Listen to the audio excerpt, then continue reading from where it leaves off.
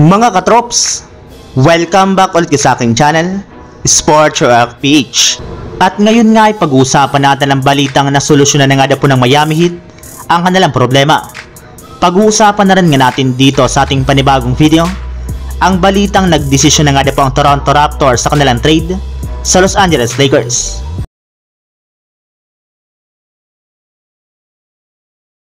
Matapos nga po mga katrops ang halos 2 linggong paghihintay ng mga fans ng Miami Heat ay sa wakas, nakakuha na rin naman nga po ng panalo ang kanilang team ngayong araw sa kanilang game laban sa Kings sa score naman 15-106. Sa pangunguna nga po ng kanilang superstar na si Jimmy Butler na nagtala dito ng 31 points, 7 rebounds at 6 assists sa kanyang 10 out of 14 shooting.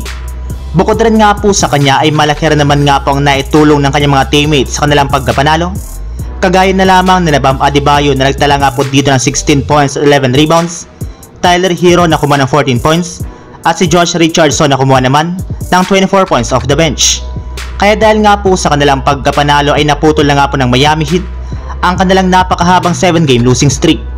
At ayon nga po sa naging pahayag ng kanilang head coach si Erik Spoelstra, naging desperado na nga po talaga ang kanilang mga manlalaro na manalo sa kanilang game laban sa Kings, since lahat nga po sila ay gusto nang maputol ang kanilang losing streak. Pero sinabi rin naman nga po nito na hindi pa nga po ganoon kaganda ang kanilang opensa, kaya dapat pa nga po nila itong pagtunan ng pansin sa kanilang mga susunod na game. Samantala, punta naman tayo sa ating sunod na pag-uusapan sa balitang nagdesisyon na nga po ang Toronto Raptors sa kanilang trade sa Los Angeles Lakers. Kung inyo nga pong matatandaan mga katrops, isa nga po ang kupunan ng Raptors sa mga naibalitang kinakausap ng Lakers para makagawa ng trade ngayong season. Sa katunayan, isa nga po sa mga target nila dito makuha ay walang iba kundi ang kanilang dating kalaban na si Bruce Brown, na binabalakan na rin naman nga po ngayon ng Raptors na i-trade ulit bago ang trade deadline.